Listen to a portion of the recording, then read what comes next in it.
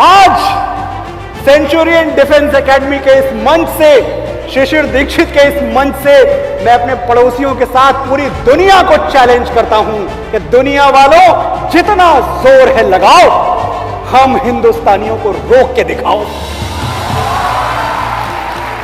52 second खड़े होने में तुमको है एतराज बड़े, सियाचिन की सरहद पर कोई बर्फ हो गया खड़े खड़े।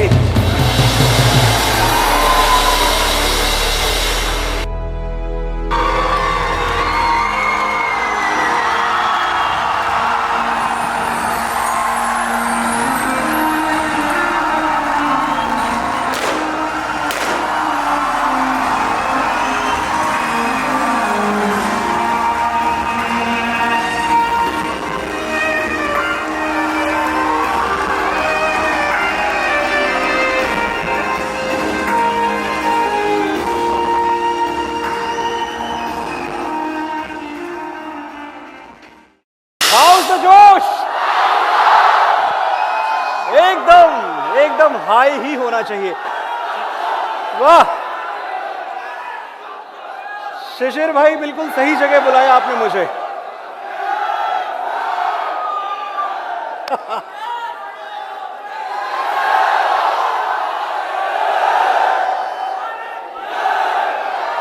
सर, स्वागत, अभिनंदन टीम सेंचुरियन की तरफ से। और दीप प्रज्वलन के साथ हम आपके प्रोग्राम की शुरुआत करना चाहेंगे। Thank you. और इसके लिए मैं मंच पर आमंत्रित करना चाहूंगा हमारे फाउंडर डायरेक्टर सर शिशिर दीक्षित सर, माननीय नीरज सिंह जी और कैप्टन मनोज पांडे जी के बड़े भैया मनमोहन पांडे जी, साथ ही मुकेश जी और major Rishi Dikshit sir, Shishir sir की चाचा जी।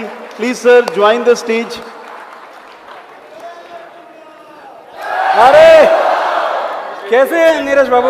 क्या बात है, क्या बात है। आइए, गले लग जाइए आप तो। सर नमस्कार। नमस्कार।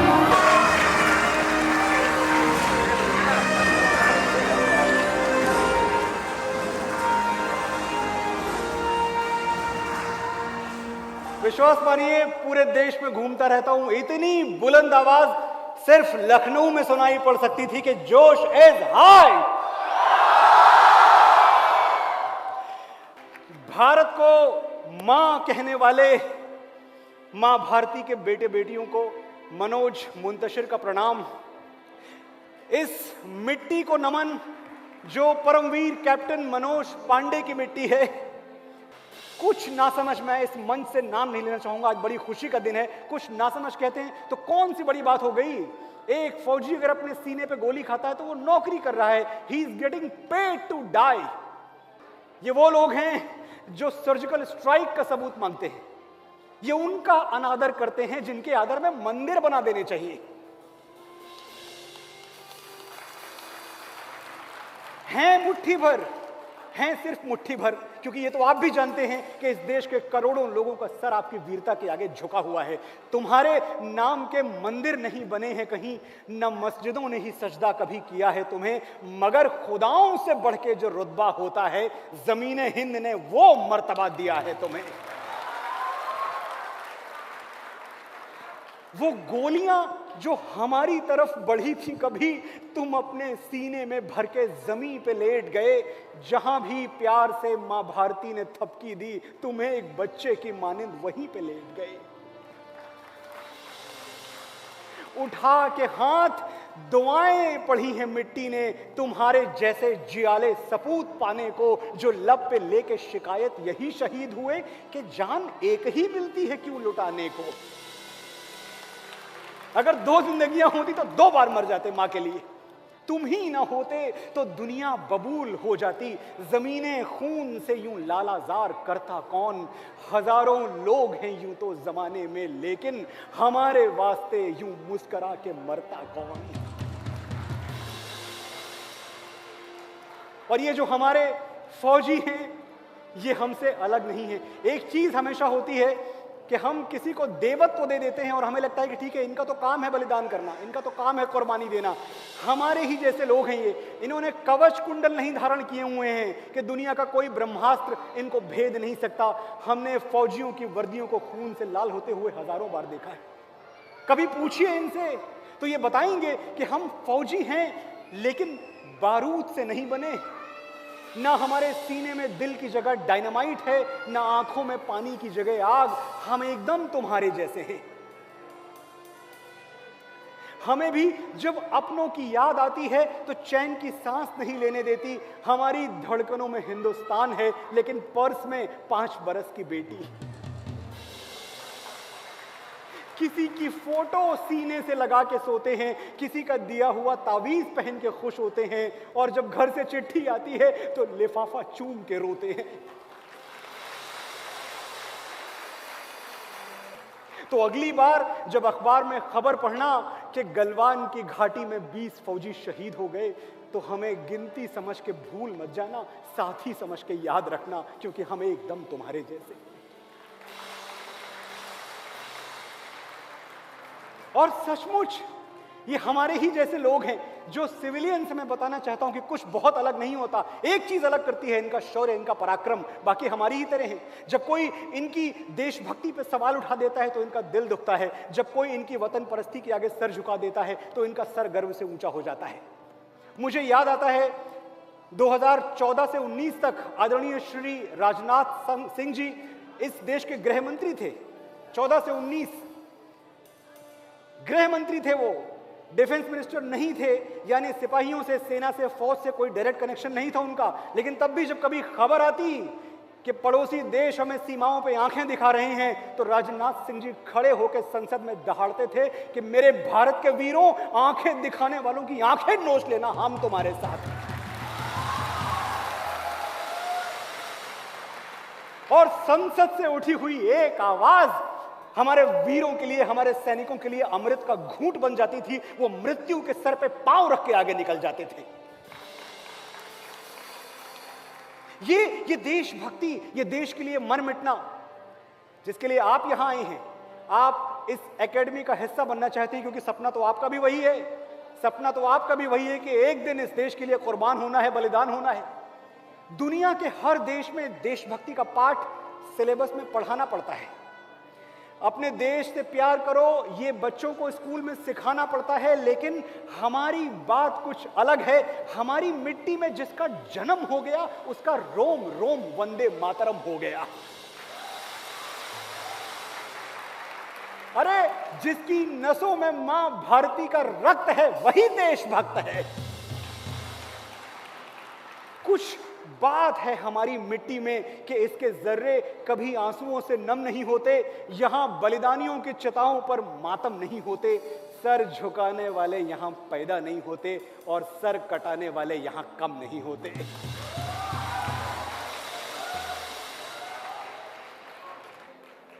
हमारे लखनऊ में एक बात कही जाती है, मेरा पूरा बचपन यहां गुजरा है। एक चाचा थे हमारे, वो कहते थे, बेटा देखो, रहने के लिए दुनिया में कई अच्छी जगहें हैं, लेकिन सबसे अच्छा यह है कि औकात में रहो।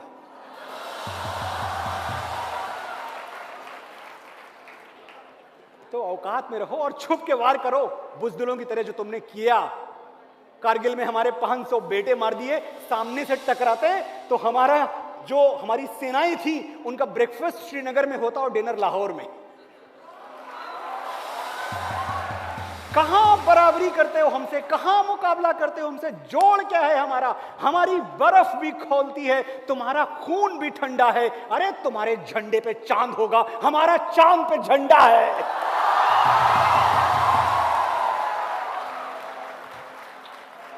आज सेंचुरियन डिफेंस एकेडमी के इस मंच से, शिशिर दीक्षित के इस मंच से मैं अपने पड़ोसियों के साथ पूरी दुनिया को चैलेंज करता हूं कि दुनिया वालों, जितना जोर है लगाओ, हम हिंदुस्तानियों को रोक के दिखाओ। हम 75 साल पहले नहीं रुके, जब मिट्टी में रेंग रहे थे, घुटनों पर घिसट रहे थे। अब क्या रुकेंगे? अब तो हमने पंख उगा लिए हैं और सैकड़ों आसमान कंधे पे उठा लिए हैं। फिर भी मुकाबला करना चाहते हो तो मैदान में आओ, हमें रोक के दिखाओ। तुम्हें लगता था हम गए गुजरे हैं, बेचारे हैं। आज दुनिया के सबसे कामयाब लोगों की लिस्ट बनाओ, 10 में से 7 हमारे हैं। और हमारी रफ्तार तो देखो, जब हमारे पड़ोसी चौक से चांद का डायग्राम बनाना सीख रहे थे, हम चांद की मिट्टी चूम के लौट आए। जब ये दुनिया मिशन मार्स पर करोड़ों डॉलर फूंक रही थी, हम मुट्ठी भर पैसों में मंगल घूम के लौट आए। अरे भट्टियां कितनी भी बड़ी बना लो, हम अग्निपुत्रों के बिना आग कहां से लाओगे? जो कृष्ण की तरह तुम्हारी तरक्की का रथ हांके, वो प्रतिभा, वो दिमाग कहां से लाओगे? बैठे रहो गूगल और ट्विटर खोल के, पिचाई और पराग कहां से लाओगे?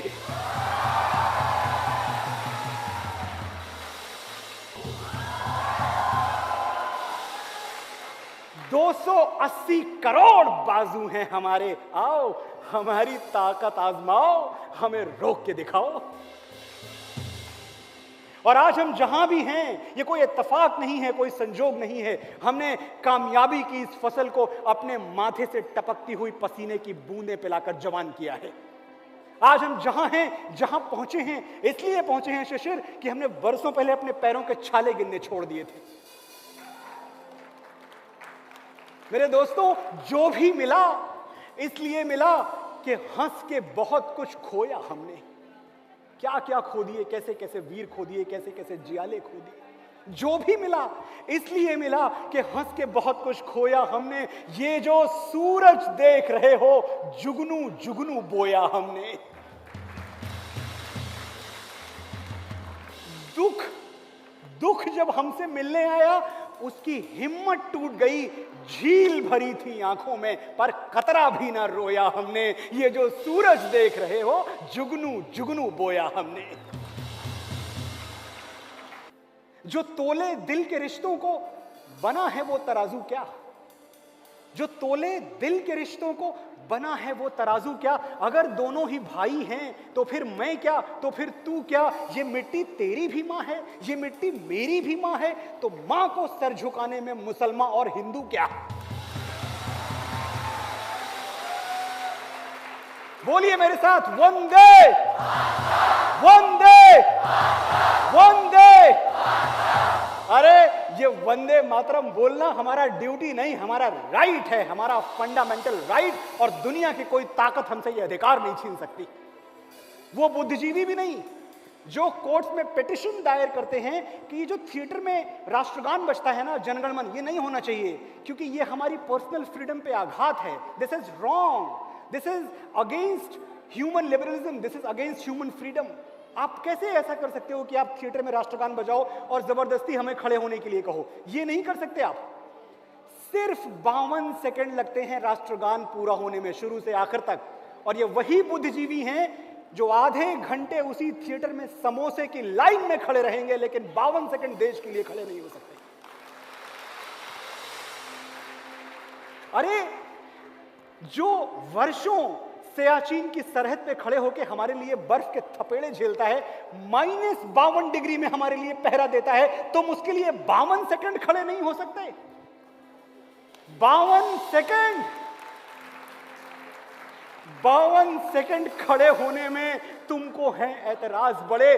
सियाचिन की सरहद पर कोई बर्फ हो गया खड़े खड़े।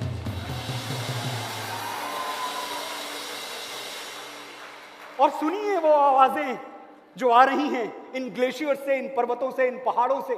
सुनिए, वो कह रहा है आपसे कि 6 महीने से सियाचिन में हूं, -52 डिग्री में अपने सीने में दहकती देश प्रेम की आग में हाथ सेक रहा हूं, दिन रात पहाड़ों पे जमी बर्फ देख रहा हूं। सुना है इंसान की आंखें 10 लाख से ज्यादा रंग पहचानती हैं, हमारी आंखें तो बस सफेद ही देखती हैं और सफेद ही जानती हैं। उसने दूसरा रंग नहीं देखा साथियों। इस बार गांव से आना हर बार से ज्यादा मुश्किल रहा। मां और बाबूजी दोनों 70 पार कर चुके हैं। विदाई की तारीख करीब आते ही अंदेशों से भर जाता हूं, कहीं ये आखिरी मुलाकात ना हो, ये सोच के डर जाता हूं। 4 दिन बाद राखी थी। बहन ने बहुत रोका पर उसका दिल तोड़ के आ गया, और मेरी 5 बरस की बेटी वो जाग जाती तो मेरे पैरों में आंसुओं की जंजीर डाल देती, तो उसे सोता हुआ छोड़ के आ गया। पत्नी स्टेशन तक पहुंचाने आई तो थी, जाते जाते उसने कुछ कहा भी था, पर मैं समझ नहीं पाया। गला इतना भरा हुआ था, आवाज इतनी भर्राई थी। ये कहानी सुन के आप मुझ पे अफसोस ना करें, अपने रिश्तों की कदर करें। जो आपके पास है उसे संभालें, क्योंकि हर कोई अपनों के करीब नहीं होता। रोज शाम को घर लौटना हर किसी को नसीब नहीं होता। एक भी पल प्यार से खाली न जाने दें। बच्चों के साथ खेलें, बीवी की आंखों में झांक के बताएं कि आप उसे कितना प्यार करते हैं। रोज सुबह मां के पैर छुएं, रोज शाम की चाय अपनों के साथ पिएं। एक दिन शायद मैं इन्हीं ग्लेशियर्स में दब के मर जाऊंगा, ताकि आप जिएं, जी भर के जिएं।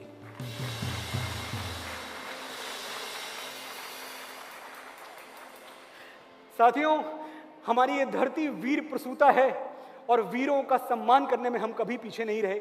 हमने उन वीरों को हमेशा याद किया जो सियाचिन, गलवान और कारगिल में शहीद हो गए, बलिदान हो गए। लेकिन अक्सर हम उस बिरहन को भूल गए जिसके हाथों की मेहंदी भी नहीं छूटी थी और मांग से सिंदूर छूटने की घड़ी आ गई। वो सुहागन जो अपने ढोल सिपाही को विदा करते हुए सारे आंसू छुपा के मुस्कुराई थी कि अगर ये आखिरी मुलाकात भी हो ना, तो मरते मरते मेरे सिपाही को मेरा हंसता हुआ मुस्कुराता हुआ चेहरा याद रहे। वो हीर जिसने अपना रांझा मां भारती को दे दिया, ये कह के कि ये तेरी जमी तेरे खून से ही तो सजती संवरती है रांझे, तेरे इश्क की मैं हकदार नहीं, तेरी हीर तो धरती है रांझे।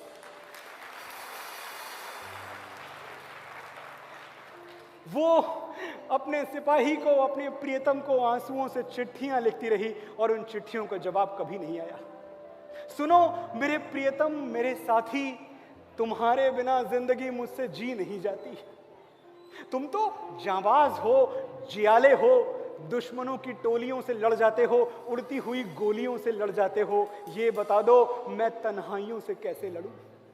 घर के हर कोने में तुम नजर आते हो, मैं यादों की परछाइयों से कैसे लड़ूं? कल एल्बम देखा, हमारी सारी तस्वीरें पुरानी हो चुकी हैं, नई कब खिंचवाएंगे? इस बार तो तुम होली पर भी घर नहीं आए, हम एक दूसरे को रंग कब लगाएंगे? अब के दिवाली पर वो साड़ी पहनी थी जो तुम बनारस से लाए थे, सबने बहुत तारीफ की, पर किसी की तारीफ मेरे दिल पर नहीं लगती जब तक तुम नहीं कह देते ना, मैं अपने आप को सुंदर नहीं लगती।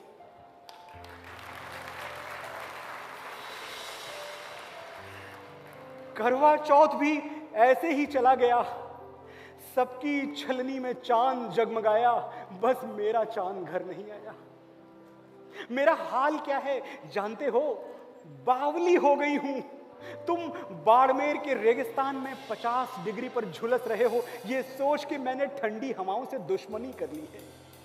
कहीं कोई झोंका बदन से न छू जाए, इस डर से कमरे की एक एक खिड़की बंद कर दी है। अब कहीं से हवा नहीं आती। सुन रहे हो ना मेरे प्रियतम, मेरे साथी?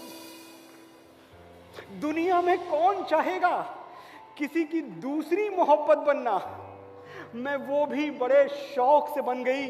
मैं जानती थी कि फौजी की जिंदगी में जो भी आएगा दूसरा प्यार ही कहलाएगा, पहला वादा तो वो देश की मिट्टी से निभाएगा।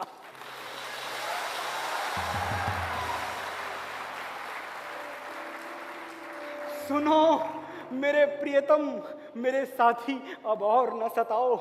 जिस दस्तक के लिए मेरे कान तरस गए वो दस्तक बन के आ जाओ। जिस आहट के लिए मैं रोज तड़पती हूं वो आहट बन के आ जाओ।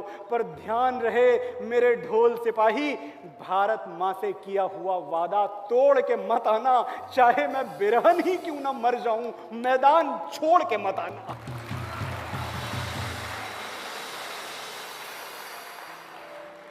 हमारे फौजी, हमारे शूरवीर सरहदों को इसलिए सुरक्षित रख पाते हैं क्योंकि घर का मोर्चा मजबूत हाथों में है।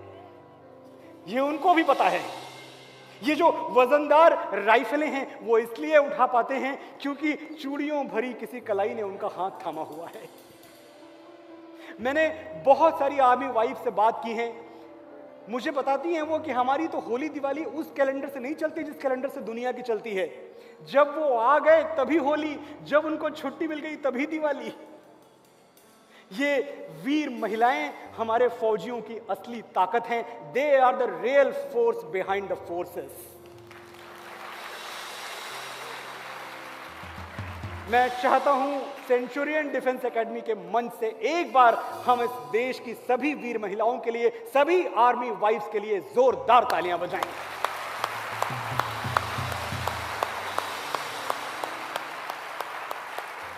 साथियों, हम सबके सीने में तो खैर एक ही दिल होता है, लेकिन मुझे कभी कभी लगता है कि सिपाही के सीने में सचमुच दो दिल होते होंगे।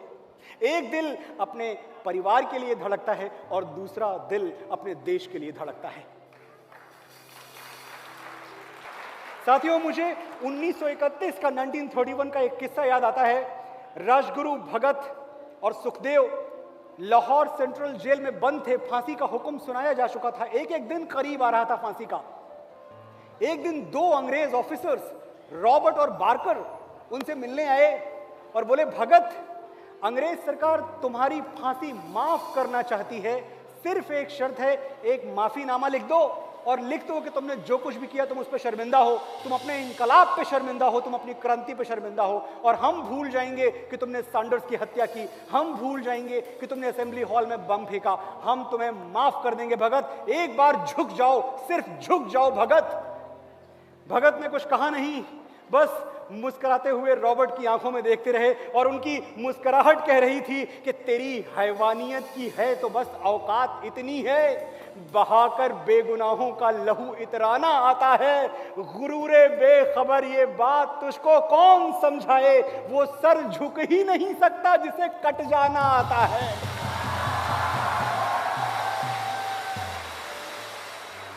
भगत सिंह का सर झुकाओगे? लेकिन इतिहास कहता है कि सरदार भगत सिंह ने अंग्रेज सरकार को एक चिट्ठी लिखी तो थी। आप जानते हैं उस चिट्ठी में क्या लिखा था?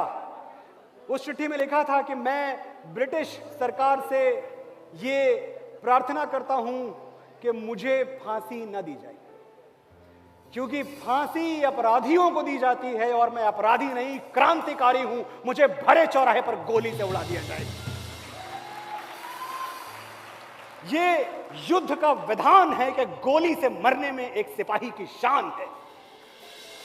लेकिन बेगैरत अंग्रेज सरकार भगत की इतनी सी ख्वाहिश, इतनी सी आरजू नहीं पूरी कर पाई और पहुंचा दिया उनको फांसी के तख्ते तक।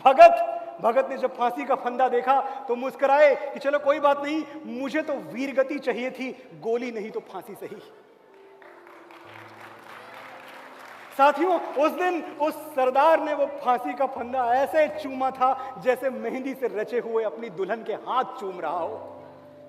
ऐ दुल्हन, मैं राख बन सतलज नदी में बह गया, पूछ मत तेरी जुदाई दिल पे कैसे सह गया, है शहादत की खुशी पर जाते जाते दुख भी है, हाय आजादी तेरा घूंघट उठाना रह गया।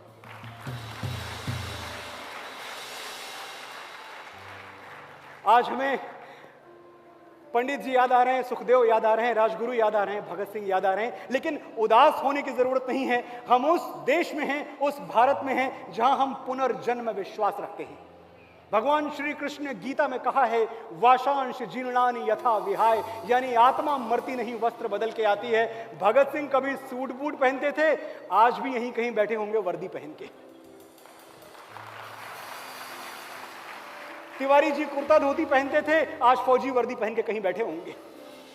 हर फौजी जब आपको दिखाई दे तो आपको ये मानना चाहिए, ये जानना चाहिए कि शायद इसके अंदर किसी राजगुरु, किसी अशफाकुल्ला खान, किसी भगत सिंह की आत्मा धड़क रही है, वरना ये फौज में नहीं आते, वरना ये वर्दी नहीं पहनते।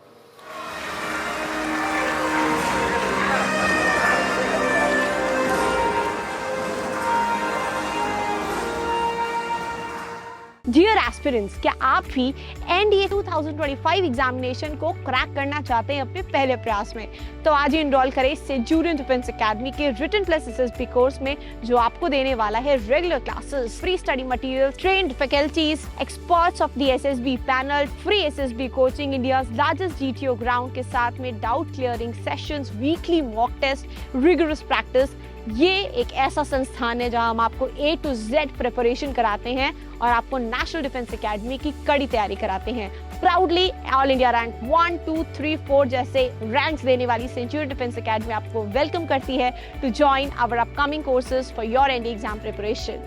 Please call on 97959 77776 for more information. Thank you, Namaskar, and Jai Hind.